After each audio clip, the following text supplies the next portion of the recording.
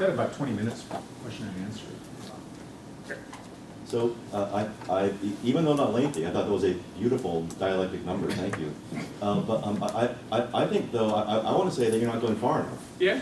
So for me, the lesson that you very, very clearly draw is that in fact the idea of reference here is what's doing all the damage. That to ask whether ether or atoms do or do not refer is just to that's what's obfuscating the important issues of conceptual transformation. So I would rather say, look, it's much more important to focus on the meanings of these words and the meanings of the concepts, and then if you want to later on, you can, and that should be the fundamental semantic notion. And then later on, if you want to, you can define a derivative notion of reference, but it's not going to do any serious work in a real philosophical analysis of understanding the content of the scientific knowledge that you just so beautifully, I think, laid out. Yeah, I do think that one of the odd things about these debates between Loudon and Putnam and everybody is that they take reference to be a clear, unproblematic notion. And I think the reason is, sometimes it is.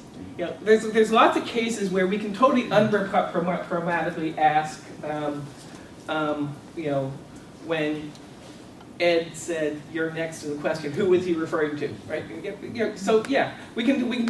There's lots of notions where we can, situations where we can unproblematically talk about reference, and so Lavoisier can unproblematically talk about the stuff that I used to call, that Shayla called fire air, and I used to call vital air, and Priestley calls defluxicated air, and I now call oxygen. That's totally unproblematic. In other cases where the concepts are in flux, yeah, we're in a process of adapting our concepts to the world, and I think that that's actually a very important, because very often people who emphasize the existence of conceptual shifts do it in a skeptical vein. And I actually think that, well, actually, what we're doing is we're learning more and more about the world and learning more and more about what concepts are appropriate to them. And yeah, when concepts are in flux like that, the question of reference does indeed get obscure. So I agree. Yeah, so in the studies that James Conant kind of compiled to look at cases like these back in the 40s, you know, and they were very interested in showing why it was a really smart move for the scientific community to have made these, you know, abandoned these concepts. So in the caloric case, both in the caloric case and which I don't remember who wrote, in the phlogiston case, they emphasize how there was a problem that in each case where the community saw that there was a weight discrepancy where there shouldn't have been one, right? So when things lose, if caloric is a substance, when they lose it, they should get lighter, and when they gain it, they should get heavier, and that wasn't happening. And then in the case of phlogiston, that things would actually get heavier, right, when they became dephlogisticated, and people would, at one point they were claiming that it had negative weight, maybe that's why that happened. And so, I mean, these seem to be cases not just where they lose some of the properties that we think they would need in order to exist, right? But where they appear not to have the properties that we think anything would need in order to exist. And that didn't happen with the ether, and I think your case fits that transition well. But I just wondered what you would say about those. Yeah, so let me say about the phlogiston case. The weight issue, that actually is precisely the experiment I was talking about, the mercury thing. You know, what Lavoisier does is he takes mercury, heats it in a closed container, weighs it before and after. To heat it up, the you get this red stuff forming, volume of air decreases, total weight doesn't change. Increase of weight of solid matter is therefore equal to the decrease of weight of the atmosphere. Conclusion, what is happening is something in the atmosphere is combining with the mercury. Yes. That is the right conclusion. Kirwan and Priestley accepted that conclusion and accepted that in this case of calcination is not a case in which phlogiston is being released into the atmosphere. So they accepted that. Now, I think that what you're suggesting is once you accept that, you just have to give up on the idea of phlogiston. But they didn't.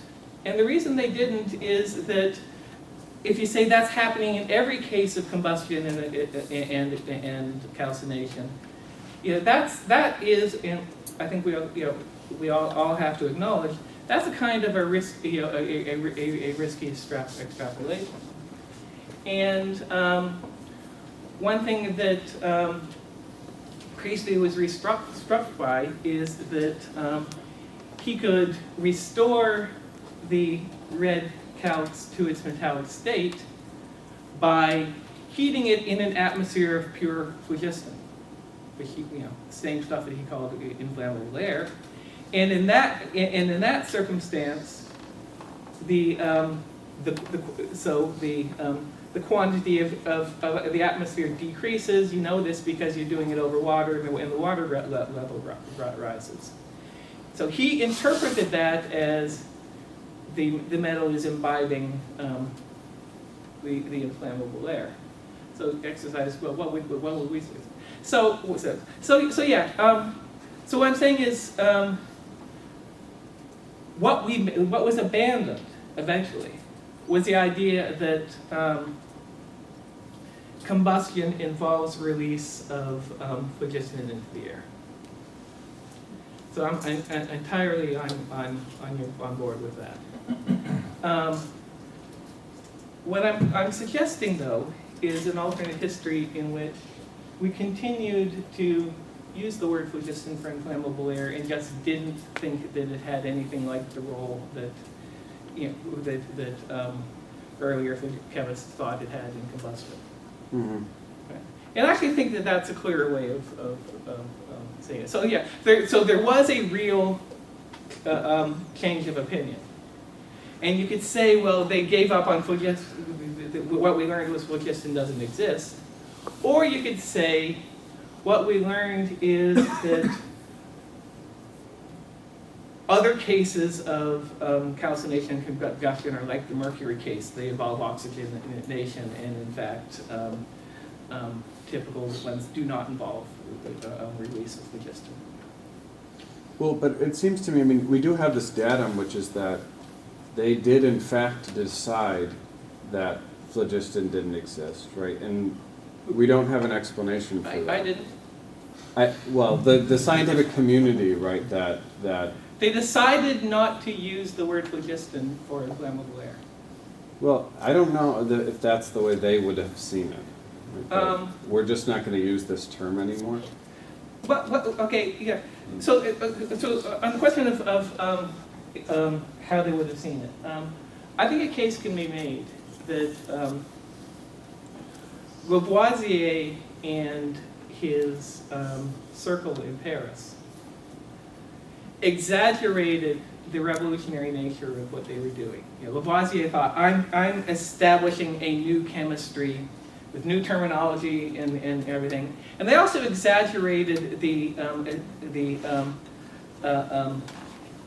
extent of the agreement among themselves, because there was lots of people who, in Lavoisier's circle, who were skeptical of the oxygen theory, and weren't convinced that this unknown radical of muriatic acid actually existed. So they saw themselves as, I would claim, making a more radical break than in fact they were. Now, really,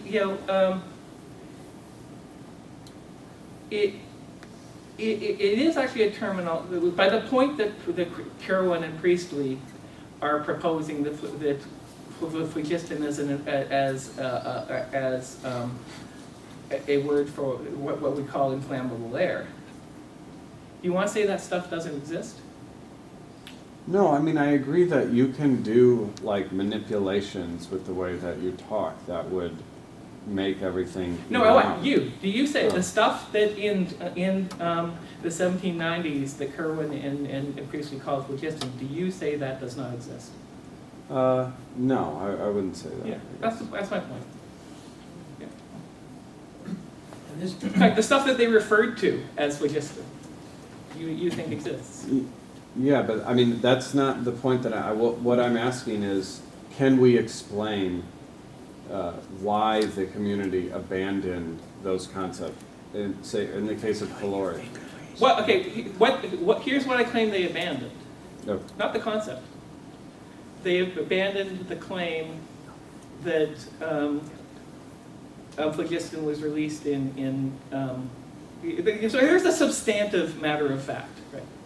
About whether, if I accept that phlogiston refers to inflammable air.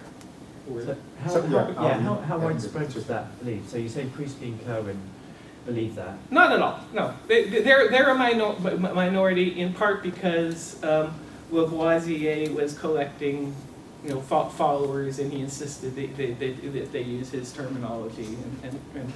But how widespread was the identification of hydrogen with phlogiston? So not putting terminology aside.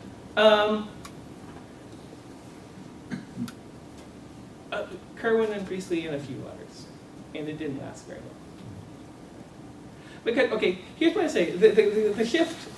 If you think, here's why I'm insisting on this way of putting it. There was a shift in what people believed. If you think of it as an abandonment of the concept of phlogiston, it makes it sound like it's the sort of thing that can happen all at once and can't happen in little steps.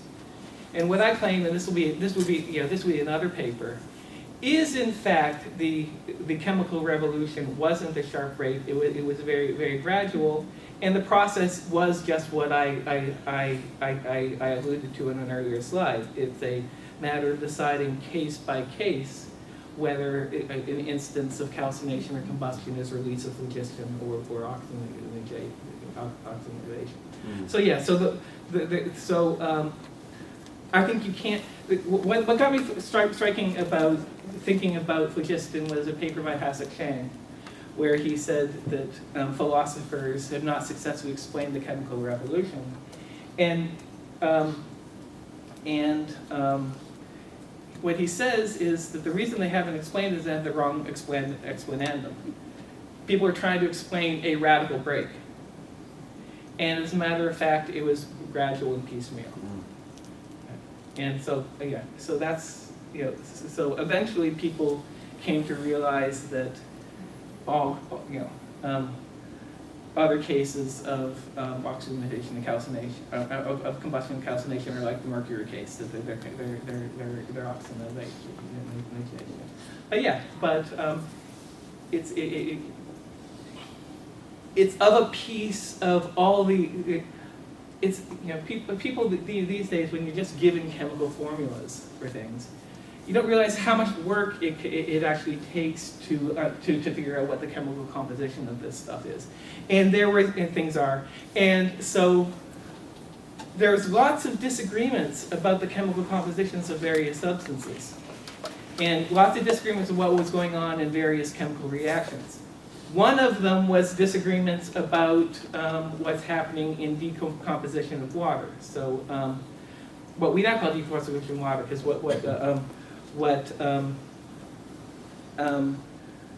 if you're separating water into by electrolysis, you put the anode and cathode in, you get one gas bubbling off one gas bubbling another. What Priestley says, I think metals are rich in phlogiston, and you're getting phlogiston bubbling off of this, I forget whether it's the anode or cathode, but anyways, yeah, so Yeah, so what I'm not claiming is there were no disagreements. But there were disagreements within the Paris school about what was going on in various chemical reactions, and the disagreements that Priestley had with them was of a piece with those. Yeah. Yeah, just back to caloric for a Yeah. moment. I have a low-level factual query. Yeah. I noticed that in your list of the early thermodynamics, you left out, maybe this was, I mean, it's fiction, so, you know, Okay. you can kind of make up whatever you want, and you can tailor your history to Yeah. whatever fiction you want to tell, but you left out Helmholtz, 1847. Yes. Yeah. So yeah. So there's lots of important stuff going on. Query is just, does he use that caloric terminology too, or? No. Yeah. Here's what actually. Here's what actually happened. So where's that list?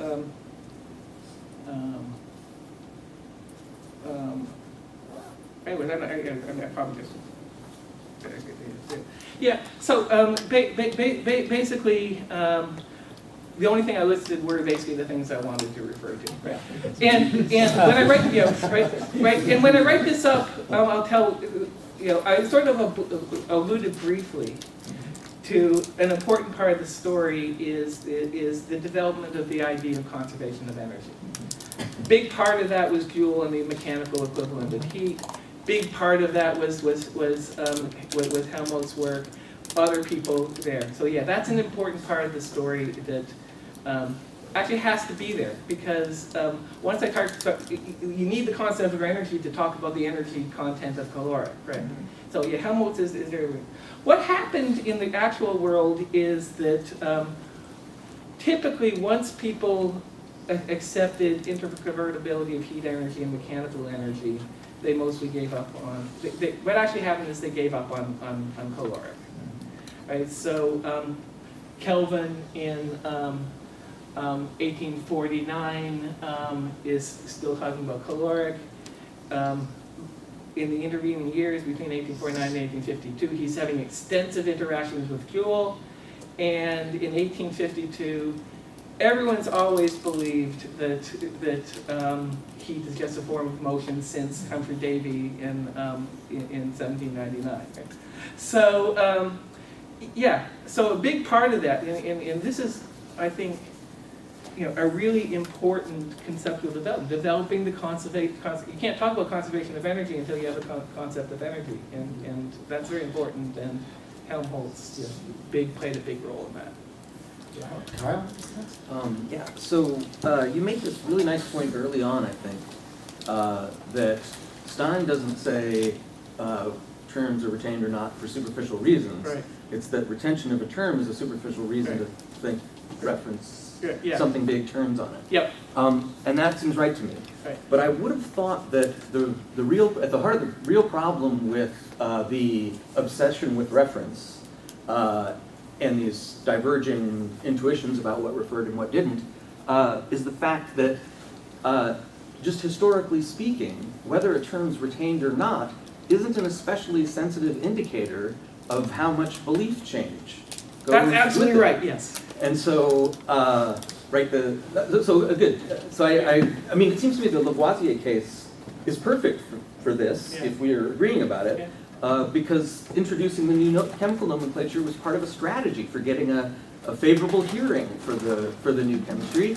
And right, it's just not. If we look at these historical cases, right, it's just not a function of, oh, well, you've had this much belief change, okay, that means you need a new term. That's not how it works.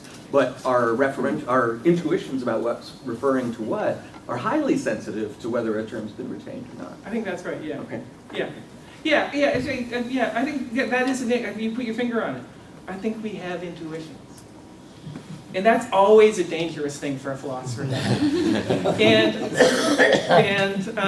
So part of this fictional history is sort of to maybe try to break the spell of some of those intuitions. Thanks, Wayne. Your dialectical number was persuasive, and I'm trying not to get caught up too much. I'm going to try to play devil's advocate a little bit, because when you're doing this sort of retrospective counterfactual history, you can sort of revise things as needed to make the story work. And I worry that if we think prospectively, you can see why there's a danger here, right? So 50 years from now, we'll probably know what dark matter is. I'd like to think right now that it makes sense to say, in fact, we might know that what dark matter is, and we might know that there isn't dark matter. And I think the way Myrvold, who's returning to this 50 years from now, will be in a position to say, there was dark matter after all. And the term just, it got dropped, but for reasons that were essentially superficial. And I worry that actually we're tracking something important with the question, is there dark matter, that would get lost on that alternative retelling. Good. All right. I'm glad you pressed me on that. I do think there's an important issue when it comes to the dark matter issue.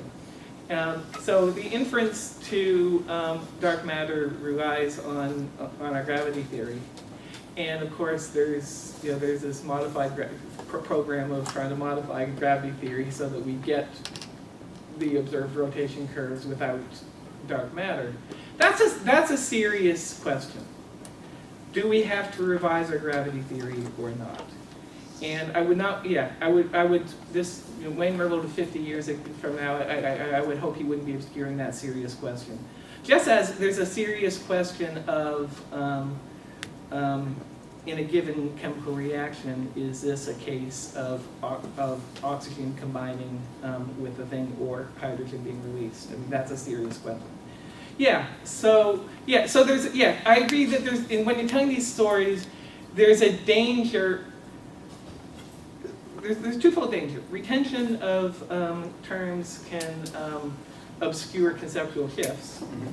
And so when I'm telling these stories, this alternate story about in which the word caloric got retained, I hope that alternate story doesn't mask the real conceptual shift that came about with the kinetic theory of heat. I mean, here's what I think that what's actually really wrong with Lavoisier's picture is he's taking so why does Lavoisier think that a gas has to have stuff in it to keep the molecules from approaching each other? I think he's taking very seriously the idea that a gas in the equilibrium which looks completely quiescent, in fact is, and there's nothing going on. And in fact,